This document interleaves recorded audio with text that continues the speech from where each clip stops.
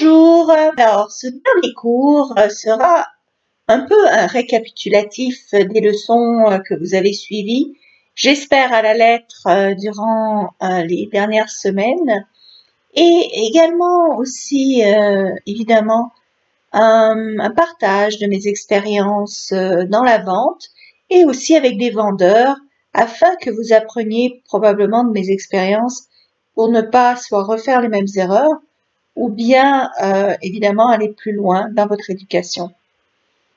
La première chose que j'aimerais renforcer vraiment, c'est la notion de préparation et de présentation. Alors dans la préparation, ce que je veux dire par là, c'est la préparation mentale. Nous avons vu 2 cours sur la loi de l'attraction et la visualisation qui parlent un petit peu de cette préparation mentale, cette préparation émotionnelle à l'abondance, à la réussite, à la victoire, à avoir beaucoup de clients qui viennent à vous, qui sont attirés naturellement à vous et que vous n'avez pas nécessairement besoin de courir après les clients. C'est une préparation, je dirais, poussée qu'il faut travailler quotidiennement, que ce soit dans la visualisation, dans la méditation, dans la gratitude et dans la générosité, pour comprendre que l'abondance se trouve tout autour de nous et que les clients peuvent venir à vous, que vous n'avez pas nécessairement besoin de stresser, paniquer ou vous sentir désespéré du manque de clients, et que plus vous allez vous sentir en effet désespéré par le manque, et bien plus vous risquez de perpétuer ce manque et de ne pas fermer des ventes ou bien de rater des opportunités ou bien de vous auto-saboter ou bien tout simplement par la loi de l'attraction, et bien de ruiner vos chances de réussite. Donc ce travail préparatoire, mental, émotionnel, je vous conseille vraiment de le faire au quotidien. Vous pouvez le faire tous les matins, que ce soit en lisant votre affirmation, vos motivations, savoir pourquoi vous faites ce que vous faites, et également visualiser, fermer les yeux et passer 3, 5, 10, 15 minutes c'est pas long, 15 minutes dans une journée, mais on prend pas le temps. 15 minutes de ressentir émotionnellement la gratitude du fait accompli. Donc de visualiser vraiment dans votre esprit ou grâce aux outils que j'ai partagés avec vous, l'accomplissement, la réussite, la fin désirée, et démarrer ainsi la journée du bon pied. Vous pouvez également, ce que je vous invite également à faire, c'est de faire une liste de gratitude, donc de choses pour lesquelles vous ressentez du bonheur, de l'appréciation, et ça va vous permettre d'avoir une énergie plus positive, également de voir qu'il n'y a pas du manque dans votre vie, mais bien que vous vivez dans l'abondance, et qu'il y a énormément déjà autour de vous et déjà dans votre vie. On a tendance à pointer du doigt l'élément manquant, que ce soit dans mes cours, en disant « Slavika, quand est-ce qu'on va avoir le prochain cours ?» Même si je vous en donne plus que ce que je vous avais promis au début. Donc on a tendance à pointer ce qui manque, ce qui nous dit satisfait, à la place de pointer toutes les choses pour lesquelles on a de la gratitude, de l'appréciation et de remercier donc toutes les choses qui existent déjà dans notre vie et qui sont déjà des mesures de succès, qui sont déjà des signes que vous êtes sur la bonne voie. Les signes parfois ne se font pas voir immédiatement et peut-être ne se font pas voir, je dirais aussi clairement qu'espérer, mais néanmoins les signes existent. Et si vous êtes vraiment à l'écoute et si vous prenez le temps de méditer, de vous relaxer, de vivre dans l'appréciation, même l'appréciation à tous les moments de la journée, pas besoin de vous fermer 15 minutes d'appréciation et tout le reste du temps de maugréer, de grogner, ce qui ne va pas vous aider, n'est-ce pas? Cette attitude de gratitude, vous devez l'avoir tout au long de la journée, c'est ça qui va vraiment vous aider. Donc, créez-vous cet espace mental où est-ce que l'abondance existe, où les clients viennent à vous naturellement, où on vous réfère des clients à droite à gauche, où vous êtes débordé de clientèle et que vous avez à choisir, vous, les clients avec lesquels vous voulez travailler, imaginez-vous les opportunités qui sont là, juste là, à portée de main. Imaginez l'argent qui rentre dans votre compte, imaginez les choses que vous voulez vous acheter avec cet argent. Donc, passez du temps dans ce monde qui n'est pas nécessairement imaginaire, parce que moi je crois, et je suis pas la seule à croire, que énergétiquement, le passé, le futur et le présent ne font qu'un. Il n'y a pas vraiment de distance temporelle ou spatiale. Et que donc, quand vous imaginez un moment précis, et que vous ressentez des émotions dans ce moment-là, il peut être dans le futur et être ressenti comme s'il était dans le présent, et ça va vous rapprocher de cet événement-là. Imaginez par exemple toutes les fois où vous vous remémorez un instant du passé. Quand vous vous remémorez des instants du passé, ils semblent quasi réels, n'est-ce pas? Vous pouvez ressentir presque la même douleur ou la même joie, juste à revenir en arrière sur un événement qui n'existe plus, qui n'est plus de ce monde, qui n'est plus du présent. Or, vous le ressentez dans le présent comme s'il était réel. Donc, quelque part, ce passé-là existe encore dans la réalité quand vous le faites sortir, quand vous le présentez dans la réalité. Eh bien, c'est la même chose pour le futur. Vous pouvez rapprocher votre futur en le ressentant dans la réalité présente au quotidien. Donc, en pratiquant ceci tous les jours. Et ça, je vais vous dire, dans mon expérience personnelle, ça m'a valu énormément de ce qu'on appelle des miracles. Ça m'a valu énormément de circonstances, de synchronicité, de circonstances miraculeuses, de choses qui se sont produites dans la journée que je n'aurais jamais pu planifier, que je n'aurais jamais pu préparer parce qu'elles sont venues de nulle part, presque, d'une autre dimension. Elles se sont métamorphosées ou manifestées dans mon réel.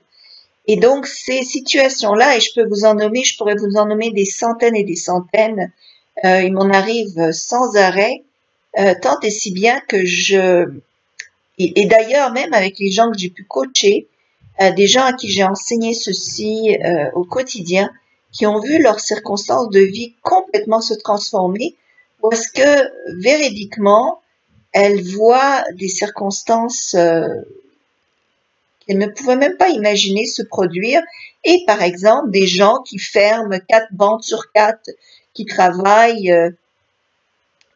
20% du temps qu'elles travaillaient auparavant, et quand même qu'elles arrivent à faire des chiffres remarquables, et tout en passant un maximum de temps à être dans ce taux vibratoire, être dans cette préparation mentale et émotionnelle. Donc, je vous dis, passez du temps là-dedans, c'est pas du temps perdu, au contraire. Et si je passe du temps à vous l'expliquer, à vous le répéter, c'est parce que ça vaut la peine et que ça va vraiment avoir un impact dans votre vie. Donc, s'il le faut, prenez plus de cours là-dessus, développez votre conscience de cet état, de cette réalité que vous pouvez créer, manifester, par votre simple volonté, par votre taux vibratoire, par vos émotions. Ça marche, ça marche, ça marche. Il y a des gens qui ont complètement guéri de maladies quasi instantanément, donc ça marche, d'accord? Maintenant, pour ce qui est de mon expérience en tant que vendeur, je peux vous dire que les fois où j'ai eu une carrière assez réussie dans le domaine de la vente, et ce qui marchait pour moi, c'est que quand j'allais au bureau, le matin travailler, je travaillais 10 fois plus que tout le reste du monde. J'étais très organisée, très disciplinée, et je ne perdais jamais de temps avec mes collègues du travail, avec mes coéquipiers. J'étais peut-être pas la plus amicale du monde, mais je trouvais que j'allais pas travailler, j'allais pas m'emmerder entre guillemets à passer dans les embouteillages, à me rendre au travail, à m'asseoir à mon bureau, à mon cubicule, en plus, c'était même pas un grand bureau, et à démarrer la journée de travail pour le passer avec d'autres employés et perdre mon temps, parce que mon temps, je savais, avait un impact direct sur mes revenus. Et donc, j'étais très consciente de ce temps qui passe, j'étais très consciente du fait que chaque minute investie pouvait me rapporter, tandis que chaque minute perdue, eh bien, c'était perdu à jamais. Et donc, je misais beaucoup sur ce temps-là que j'investissais. La deuxième chose qui a fait ma réussite, je pense, c'est que quand j'ai démarré dans le monde, entre guillemets, réel du travail, parce que j'ai travaillé quand même 10 ans chez mes parents, de l'âge de 8 ans à l'âge de 18 ans, où j'ai fait beaucoup de boulot, j'ai travaillé à la caisse, j'ai travaillé au service à la clientèle, j'ai travaillé au marketing, au développement d'affaires, à la comptabilité, j'ai fait tous les boulots possibles et imaginables chez mes parents. Et à l'âge de 18 ans, j'ai pris entre guillemets ma retraite de mes parents et je suis allée travailler à mon compte. Je suis allée travailler pour d'autres dans des stations d'essence. C'est mon premier boulot. J'aurais dû regretter de quitter le beau monde de la boulangerie et la pâtisserie pour aller travailler dans l'essence. Mais bon, je voulais mon autonomie. Et le boulot qui a suivi était un travail d'appel téléphonique, euh, de, euh, de sondage. Donc, j'ai fait des sondages pendant 2 ans, ce qui est un record mondial dans le monde des sondages, car tout le monde quitte au bout de 1 mois, 2 mois, 6 mois, gros max. Et je me suis blindée avec les sondages. D'ailleurs, je vous invite, si vous voulez vous blinder face au non, face au refus, vous faites quelques mois de sondage, vous allez voir que vous allez être blindé aux gens qui vous raccrochent au nez, qui vous insultent et qui vous disent non à tout bout de champ. On était tellement bons, on était 2, 3 qui étions vraiment, vraiment bons qu'on nous donnait les troisièmes refus. Les troisièmes refus, c'est des gens qui ont déjà refusé 3 fois de faire le sondage. Et on nous donnait donc ce beau cadeau d'appeler une 4e fois pour essayer de fermer donc le sondage quand il manquait de monde. Et ça m'a appris à me blinder du négatif et aussi, et c'est ça peut-être qui a été une partie de ma réussite, c'est que je me créais un personnage quand j'allais travailler, je me mettais comme un masque, une cape, et je me disais que tout ce qui arrive dans la journée ne m'affectera pas personnellement. Donc je prenais rien personnel. Donc les gens pouvaient me dire non, pouvaient m'insulter, pouvaient faire ce qu'ils voulaient. Ils insultaient comme un peu l'acteur ou la personne qui avait pris le rôle de vendeur et pas moi personnellement. Et quand vous prenez pas les choses personnellement, ben vous avez moins peur d'aller de l'avant parce que vous avez moins à perdre au niveau de votre personne, au niveau de votre ego, parce que je prenais tout ça comme un jeu qui était d'ailleurs important pour moi parce que c'était mon gagne-pain, comme peut-être le vôtre, et mais qui pouvait me rapporter gros. Ça, c'était une chose que je faisais donc tous les matins avant de partir au travail. Je m'imaginais ce masque et cette cape, et je me disais que peu importe ce qui se passe dans la journée, ça ne m'affectera pas personnellement. Ensuite, je ne me permettais pas de réfléchir. Donc, si je faisais des appels téléphoniques, par exemple, j'allais faire que des appels téléphoniques. Donc, je regroupais les tâches et les appels téléphoniques, je les faisais les uns à la suite des autres. Que ce soit un oui, que ce soit un non, que ce soit un rendez-vous, je les mettais les uns à la suite des autres, ce qui faisait en sorte que j'arrivais à avoir une flopée de rendez-vous à la fin, parce que pour moi, c'était un jeu de chiffres, c'était un jeu du nombre. Donc, je me disais, plus de gens je vais contacter, à plus de gens je vais parler, plus de chances j'ai de réussir et plus de chances j'ai de convaincre quelqu'un. Donc, ça avait le mérite, c'était beaucoup de travail parce que j'appelais beaucoup plus de monde que les autres, mais éventuellement, ben, ça me permettait de fermer des rendez-vous, d'avoir un maximum de rendez-vous. C'est ce que je faisais pour maximiser, je dirais, mon temps en termes de prise de rendez-vous. Ensuite, quand j'allais voir les clients, il y a une chose que je faisais, c'était que je me mettais réellement à la place du client. Et quand j'écoutais le client, je l'écoutais vraiment avec compassion. J'essayais de me mettre vraiment à sa place et ne pas essayer de lui vendre à tout prix quelque chose. J'avais vraiment de l'empathie, de la compassion, de l'écoute, de la présence. Et je posais donc les questions avec intérêt, avec un vrai intérêt, avec du cœur. J'adore vendre, hein, c'est quelque chose que j'ai du mal à m'empêcher de faire. Vous me mettez devant n'importe qui, je vais essayer de lui vendre quelque chose. Je peux pas m'en empêcher. Mais que je faisais, c'est que j'essayais pas de vendre à tout prix. J'essayais de comprendre si ce que j'avais à vendre était vraiment quelque chose qui pouvait être utile à l'autre.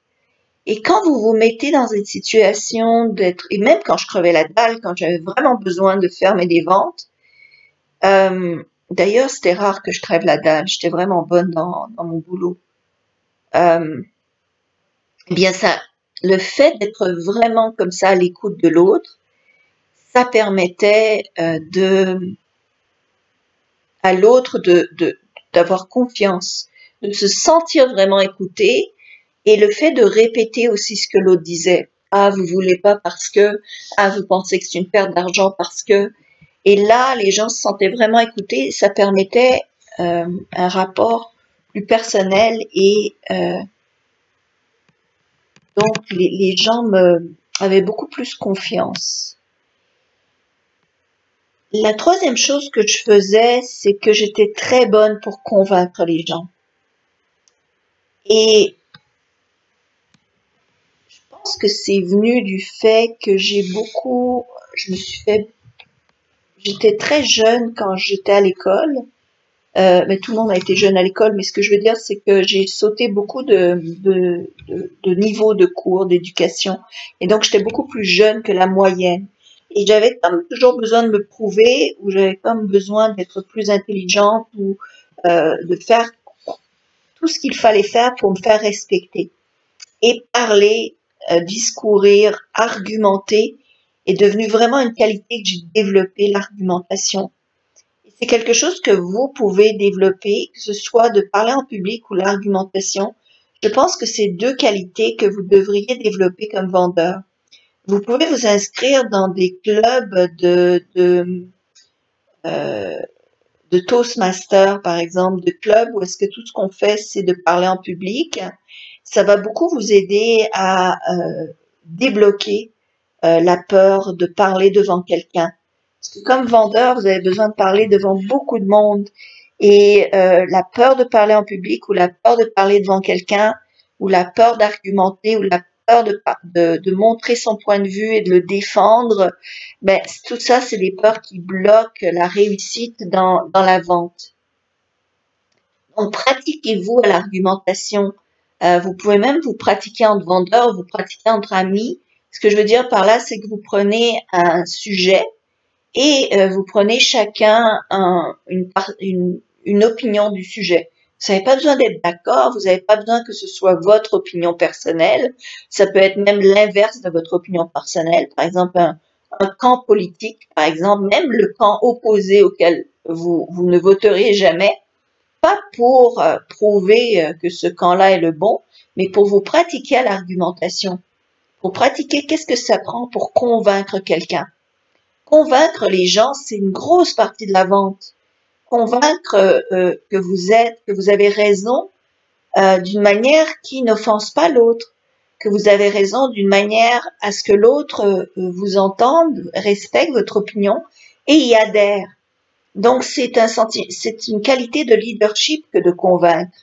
Et leader dans la vente, ça fait en sorte que l'autre va adhérer à votre produit et à votre service sans même avoir le sentiment que vous lui vendez quoi que ce soit. C'est très puissant. Donc ça, je vous invite vraiment à le faire. J'ai beaucoup parlé de l'honnêteté dans la vente, de l'honnêteté et la transparence. Et je pense que c'est une qualité très forte qui malheureusement pas souvent, que je ne vois pas souvent malheureusement, et je pense que c'est parce que les vendeurs ont peur de se faire refuser qu'ils vont promettre à peu près n'importe quoi ou ils vont dire n'importe quoi juste pour ne pas avoir à rappeler le client, pour ne pas avoir l'impression qu'on va perdre la vente. Donc soyez honnête, coûte que coûte. Donc soyez honnête, peu importe le prix que ça va vous coûter sur le court terme. Parce que sur le long terme, votre réputation est beaucoup plus importante. Si vous vous trompez, dites-le. D'accord, ne cachez pas vos erreurs. Si vous ne savez pas, dites-le, ne cachez pas vos erreurs. Il y a récemment, je rencontre tellement de vendeurs Et récemment, il m'est arrivé plusieurs circonstances où les vendeurs justement m'ont caché, soit m'ont caché des choses ou euh, ont répondu faussement parce que ils pensaient m'amadouer ou ils pensaient que euh, ça allait faire en sorte que que je crois dans leurs produits ou leurs services. Mais le problème, c'est qu'on a tous Google aujourd'hui, on a tous, et on le sent, tout le monde le sent quand l'autre nous dit quelque chose qui n'est pas nécessairement vrai ou qui cache quelque chose ou que il y a une partie de mensonge ou de fausseté. On le sent tous. Et alors, ce qu'on fait dans ce cas-là, ben, c'est qu'on va évidemment vérifier. Et si on vérifie et qu'on voit que l'autre euh, a menti, mais qu'est-ce que vous pensez que ça fait? Ben, ça va faire en sorte qu'on va pas du tout avoir envie de travailler avec cette personne-là. Donc faites attention. D'ailleurs, récemment, pire que ça, j'ai vu une dame qui est maintenant, je sais pas où est-ce qu'elle en est rendue, mais c'est une dame, je dirais pas son nom, qui est supposément très spirituelle. Elle a écrit plein de livres. Je la respectais autrefois énormément pour sa spiritualité et pour la tonne de livres que j'ai lus d'elle. Et là, elle m'a énormément déçue parce que devant le public, elle est maintenant en compétition pour la présidentielle américaine. Je sais pas si elle est encore, mais moi je l'ai vue en conférence. J'ai été la voir en conférence justement parce que je la respectais, pas parce qu'elle était au présidentiel, pas du tout. Au contraire, ça ne m'intéressait pas, mais je voulais la voir, je voulais l'entendre. Et elle a dit quelque chose. À un moment donné, elle a dit ouais, les États-Unis sont le plus riche des pays du monde. Puis c'est un mensonge, c'est pas vrai, hein, on le sait. Et ça m'a tellement agacée. Elle a dit ça. Ça, c'était la première chose qu'elle a fait. La deuxième chose qu'elle a fait, c'est qu'elle a parlé contre Trump, mais méchamment. Et elle a critiqué méchamment les gens qui suivaient Trump. Et en même temps, elle critiquait Trump de parler méchamment des gens qui ne le suivent pas. Et je trouvais que c'était un manque de loyauté et que c'était un manque d'intégrité et un manque d'honnêteté. Et de parler dans le dos de quelqu'un, pour moi, je l'ai dit au cours précédent, c'est tellement quelque chose de négatif que je me suis dit, si j'étais capable de voter, malheureusement, je voterais pas pour elle. Et je trouvais ça dommage et dramatique qu'elle utilise les mêmes outils contre lesquels elle combat et qu'elle manque de cette intégrité de mensonge. Et parfois, et je suis sûre qu'elle n'a pas fait exprès, parfois on s'emporte et on veut tellement avoir raison, on veut tellement gagner le cœur des gens qu'on va dire n'importe quoi juste pour se faire écouter ou pour gagner son point. Et ça m'est arrivé même en argumentation avec des vendeurs ou avec des gens qui vont finalement dire n'importe quoi juste pour gagner, pour avoir raison. Et ça, c'est dangereux parce que le monde est trop petit. La planète est trop petite. C'est pas comme avant où ça prenait 6 mois pour recevoir une lettre. À l'heure actuelle, le monde est trop petit. On est tous en contact avec tout le monde. Par LinkedIn, par Facebook, par tous les médias sociaux, vous pouvez parler à quelqu'un immédiatement avoir l'information sur une tierce personne. Immédiatement, la réputation peut être faite et défaite immédiatement. Donc, ne vous emportez pas, contrôlez vos émotions. Et je pense que la méditation, la respiration, le fait de croire en l'abondance va faire en sorte que vous allez être moins amené à vous emporter, moins amené à essayer de vous prouver à tout point, moins amené à argumenter juste pour avoir raison. Argumenter, oui, d'accord. Pour vendre, oui, d'accord. Pour prouver que votre produit est meilleur, oui, d'accord. Mais pas à n'importe quel prix pour avoir raison. Des fois, il faut savoir baisser les armes, entre guillemets, perdre la bataille pour gagner la guerre, entre guillemets. Moi, je suis une pacifique là, mais c'est juste une image. Donc parfois, c'est mieux de laisser passer une occasion de prouver qu'on a raison que de euh, de rater une occasion sur le long terme. Une autre leçon, c'est de ne jamais oublier ses clients, de ne jamais oublier les gens qui vous payent votre loyer, qui payent votre nourriture, qui payent votre bien-être, entre autres.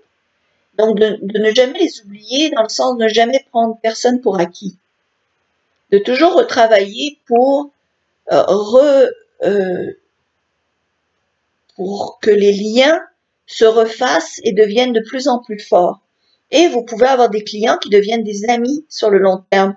Moi, j'ai eu un client, je vais vous donner un exemple. D'ailleurs, j'enregistre ceci près de Noël et ça s'est passé justement le 22 décembre, il y a de ça une éternité, je ne me rappelle pas de la date, mais c'était il y a probablement 17 ans de ça. 17 ans de ça, ma foi, ça fait longtemps. Je vais m'en rendre compte. Wow. Ça fait longtemps. Hein. Alors, et donc, de quoi il s'agissait? J'ai du mal à le croire, mais c'est effectivement le cas. 15 ans, on va dire 15 ans, ça va me faire du bien de ne pas dire 17. Alors, bref, c'était un homme qui était responsable d'une grosse marque, une agence de publicité responsable d'une grosse marque automobile que je voulais voir annoncée dans mon journal. Or, le journal que je représentais est un journal très extrême au niveau très fermé, en fait, très francophile et peut-être même un peu trop patriotique. Et ça fermait le journal sur beaucoup d'opportunités d'annonceurs. Mais il s'en fichait, c'était un journal tenu par une firme privée, mais il touchait une clientèle très très haut de gamme, une clientèle ciblée de très haut de gamme. Et ces gens-là de très haut de gamme lisaient le journal, mais de bord en bord, littéralement. Donc c'était des avides de ce quotidien. Et c'était des acheteurs, donc c'était des consommateurs, donc c'était une clientèle prisée, c'était une belle clientèle à avoir. Et cette marque de voiture était idéale pour cette clientèle-là, sauf que le propriétaire de l'agence détestait le journal comme c'était pas permis, donc il voulait rien savoir de ce journal-là. Et je l'appelais au début toutes les semaines, ensuite tous les mois.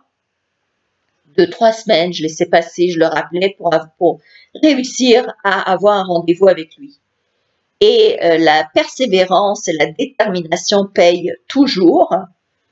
Ce qui s'est produit, c'est qu'un 22 décembre, et donc c'est jamais lui qui répondait, c'était toujours son assistante, mais j'insistais auprès de l'assistante. Et un 22 décembre, disons il y a 15 ans, j'ai appelé et tout le monde était en fête dans le bureau, ça fêtait, ça buvait du champagne. Moi, je travaillais encore, j'envoyais des cadeaux à mes clients potentiels et à mes vrais clients, j'envoyais des taxis, envoyais des bouteilles de vin de glace qui coûtaient très cher. C'était de ma poche que je payais les cadeaux. C'est pas la compagnie qui payait, mais je savais l'importance que ça avait pour ces gens-là de recevoir une bouteille de vin de glace qui est très chère. Et j'en ai envoyé comme ça une dizaine cette journée-là. Et bref, donc le dernier appel, tout le monde est en fête et tout, il est 2 heures de l'après-midi, je me dis, je vais l'appeler ce gars-là une dernière fois cette année. Et donc je l'appelle et comme de fait, sa secrétaire était partie cette fois-ci en congé parce que c'est Noël et c'est lui qui a répondu. Quand il a su que c'était moi, la première chose qu'il a dit, c'est avoir su que c'était vous, j'aurais pas pris le téléphone, j'aurais pas décroché. Mais bon, c'est vous, que voulez-vous? Et je lui explique, c'est encore moi, c'est pour ce journal, c'est parce que je pense que vraiment le journal est très bon pour votre marque, pour la marque de voiture que vous représentez. Yadi. Bref, il accepte de me rencontrer et il a accepté de me rencontrer vraiment parce que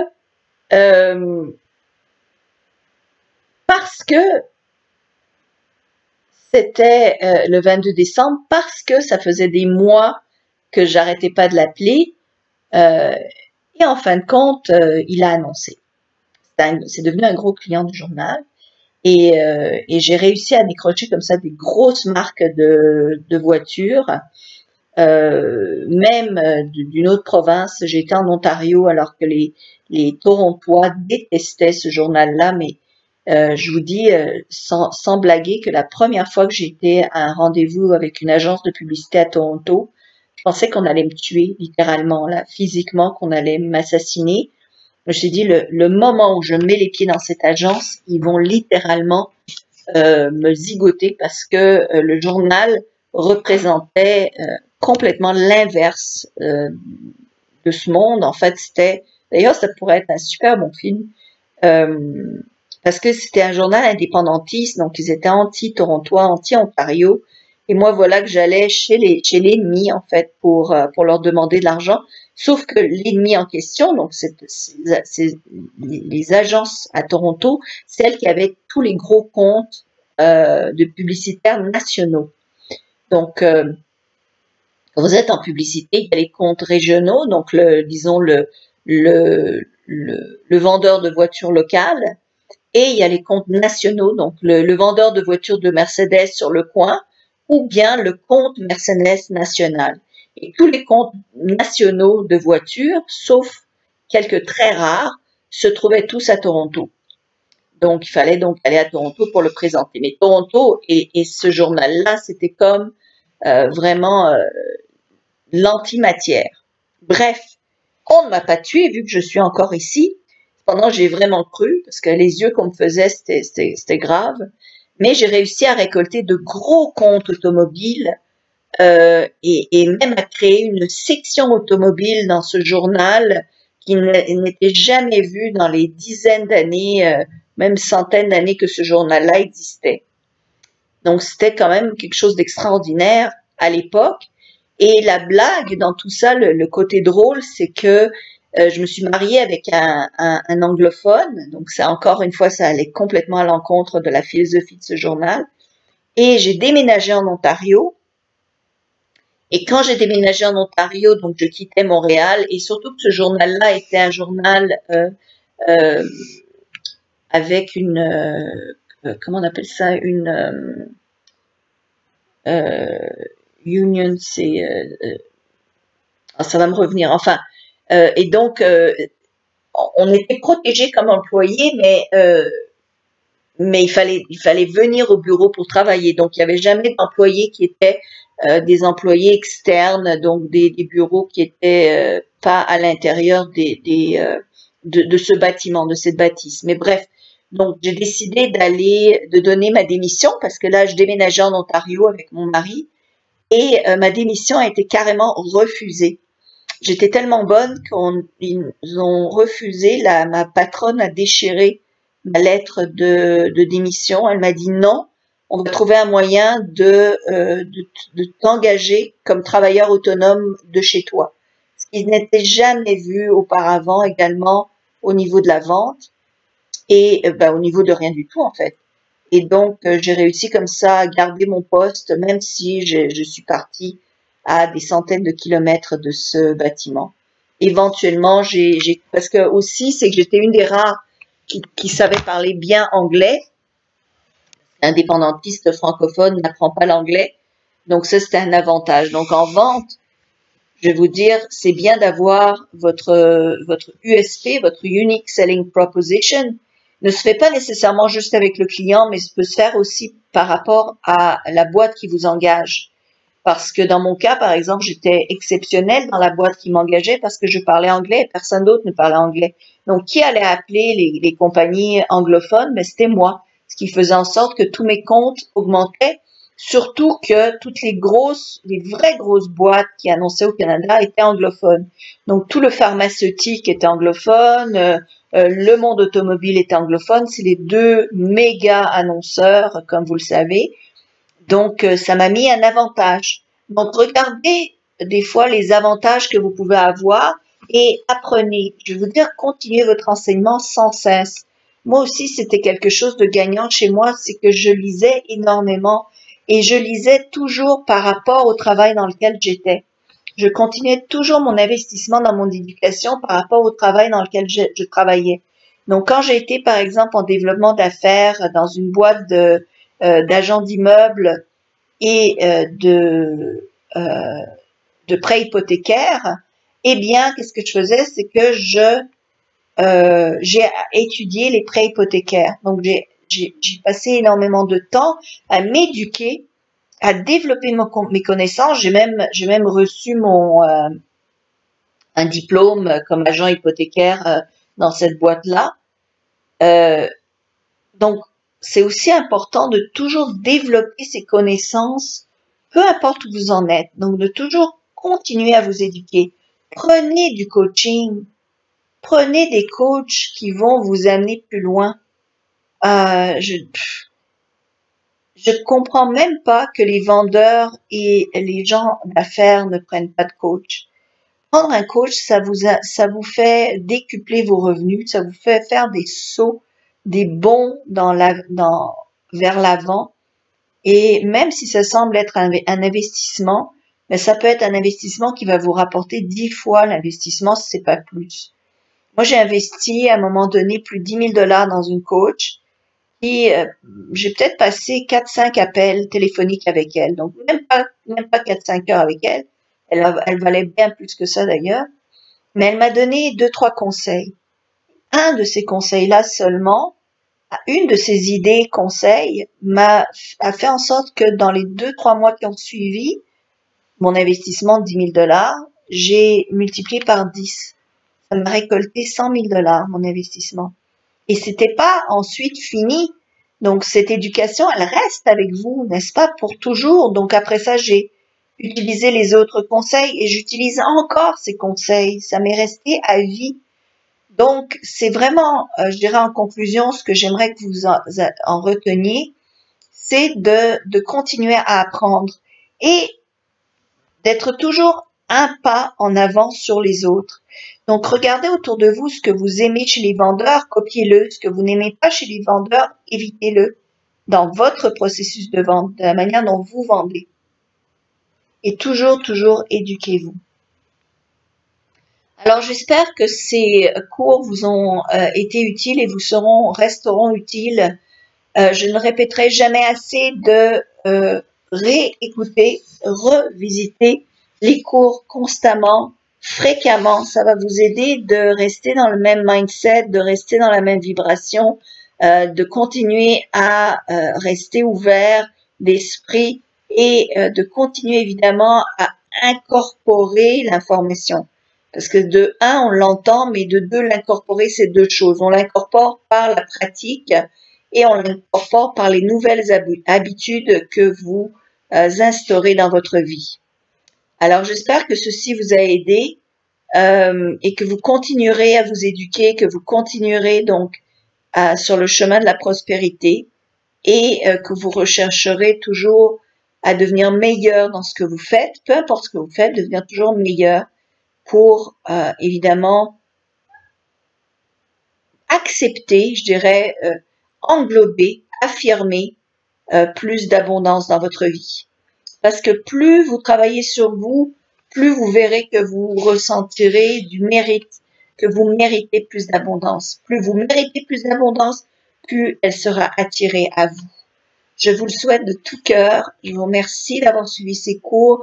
Réécoutez-les, travaillez sur vous et continuez d'être le meilleur de ce que vous pouvez être tous les jours. Toujours vous comparer à la veille, d'être meilleur que ce que vous étiez hier et que demain soit meilleur qu'aujourd'hui. Je vous le souhaite, je vous remercie et je vous souhaite une très belle continuation. Au revoir.